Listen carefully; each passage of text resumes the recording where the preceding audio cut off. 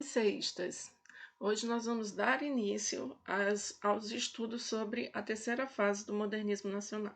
Alguns autores já classificam esse período como pós-modernismo ou pós-modernidade, devido à pluralidade de temas e de estilos literários. Então, causando aí uma certa dificuldade em fazer subdivisões. Hoje nós vamos dar início falando um pouquinho do contexto histórico, das características principais do período, e nas aulas seguintes nós falaremos sobre os principais autores da poesia e da prosa. Vamos lá. Aqui nós temos uma frase do poeta João Cabral de Melo Neto que expressa bastante as características da terceira fase do modernismo nacional. Pode-se dizer que hoje não há uma arte, não há a poesia, mas há artes e há poesias. Cada arte se fragmenta em tantas artes quantos foram os artistas capazes de fundar um tipo de expressão original. Então, esse pensamento já deixa bem claro como pensavam os autores desse período, que não tinha só uma forma de produzir arte, não tinha só uma forma de produzir poesia. Poderiam existir várias artes e várias poesias, dependendo da capacidade dos artistas de encontrarem uma forma original de expressão. É isso que os autores dessa fase vão buscar, eles vão se voltar para o trabalho com texto escrito, buscando uma expressão original que fosse própria de cada um desses autores. Mas antes de tudo, vamos dar uma olhada no contexto histórico. Nesse período pós-Segunda Guerra Mundial, teve sequência, teve início, um período que ficou conhecido para a gente como Guerra Fria. Vocês têm aqui no canal vários vídeos dos professores de história.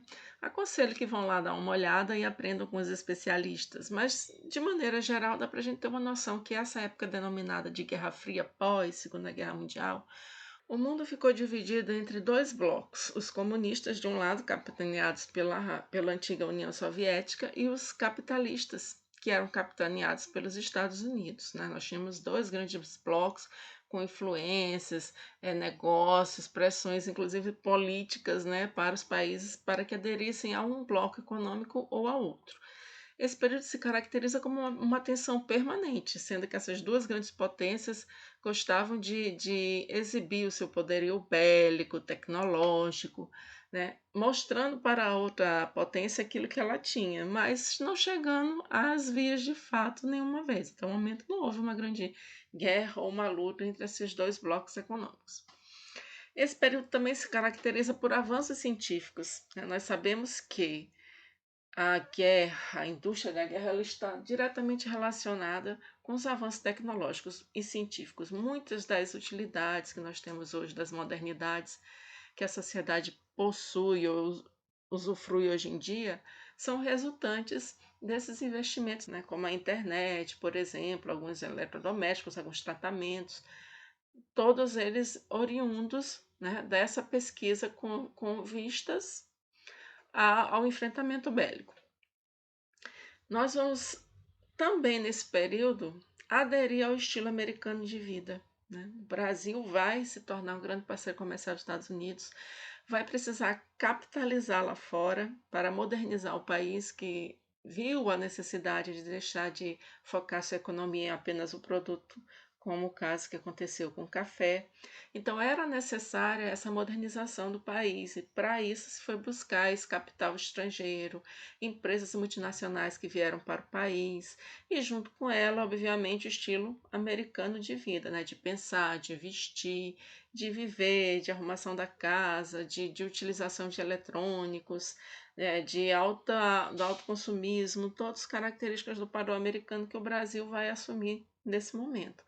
Até então, nós tínhamos a influência principalmente de países europeus, mas a partir desse momento vai haver essa guinada no comportamento do brasileiro.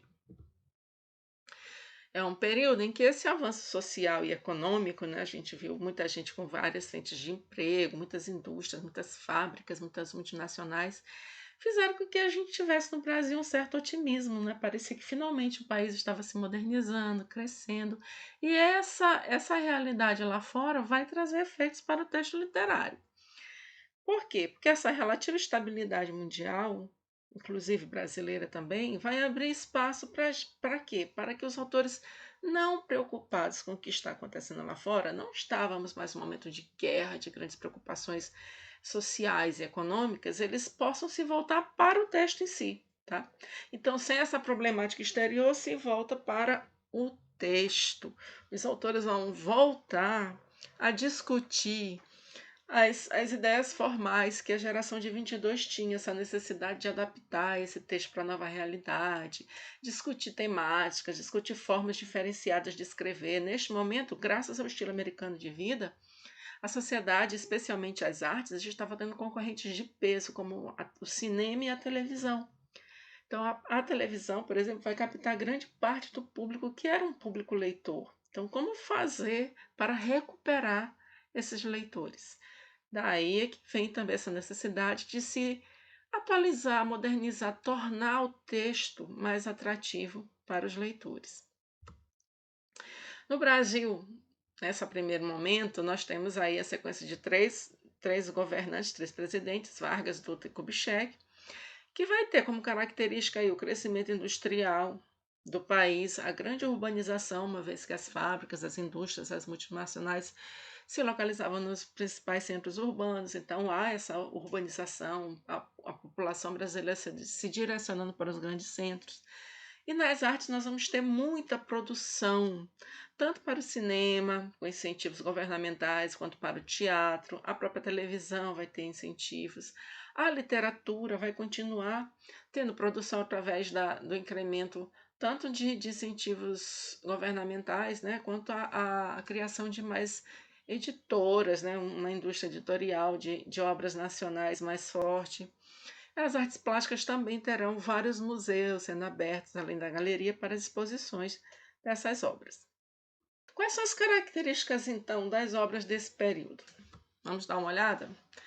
O que mais vai chamar a atenção é porque agora a matéria que vai ganhar destaque. A gente vai encontrar obras cuja preocupação maior vai ser com a forma, a aparência, a matéria, o texto concretamente em si. Nós teremos autores que vão fazer pesquisas de como escrever esse texto, como tornar esse texto original. Há essa preocupação com o texto, não só com o tema, não só com a história, mas com a maneira como esse texto é escrito. Então, vai ganhar destaque a matéria, a forma do texto.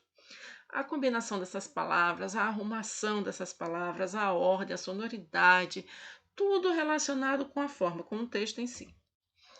Nós vamos ter o que a gente chama então de um trabalho artístico com ela, esse cuidado com a escolha, com o arranjo das palavras, com os sinais de pontuação, com os recursos que vão ser empregados no texto, quer eles sejam visuais, sonoros, há todo um cuidado, uma seleção, um capricho, uma escrita e reescrita com esse texto literário. Também para diferenciá-lo, obviamente, dos textos que não eram literários, aqueles informativos e jornalísticos, né? Não era cabível que um texto literário tivesse a mesma linguagem que um texto que é utilizado para situações cotidianas. Temos as tendências bastante diferentes nesse período. É o que a gente chama de pluralidade. Várias formas de escrever, vários assuntos, várias técnicas, várias ideias borbulhando. Não há uma unidade como na primeira fase, com grupos e propostas bem claras, todo mundo procurando empregar essas propostas. Não há mais isso. Nós temos uma pluralidade, um ecletismo.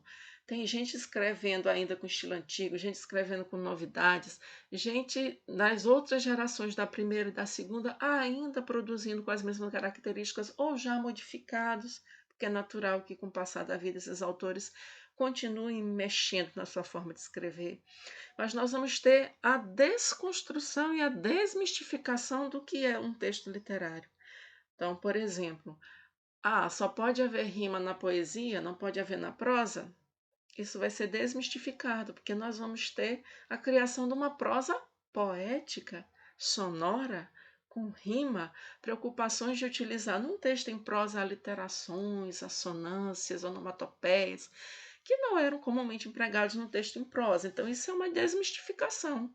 Se acreditava que era impossível e que agora não, se prova que pode usar. A desconstrução vai acontecer também no texto em prosa. Então, era necessário que esse enredo fosse linear, uma história com começo, meio e fim.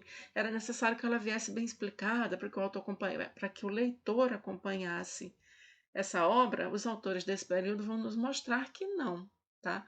Então, nós vamos ter uma desconstrução da ideia do que é prosa e do que é poesia para uma reconstrução, muitas vezes empregando técnicas que eram inimagináveis até então, tanto para a prosa quanto para a poesia.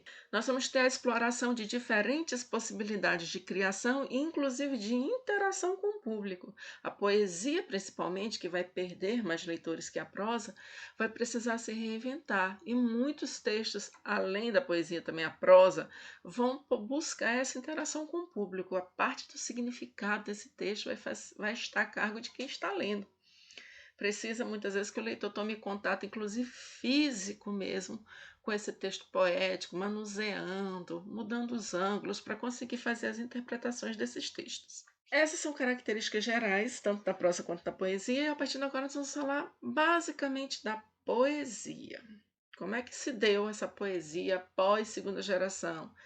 Drummond continuava produzindo, Cecília, Vinícius, mas tem autores que vão trazer coisas novas. Que coisas novas são essas? E quais são os principais nomes? É o que nós vamos ver já.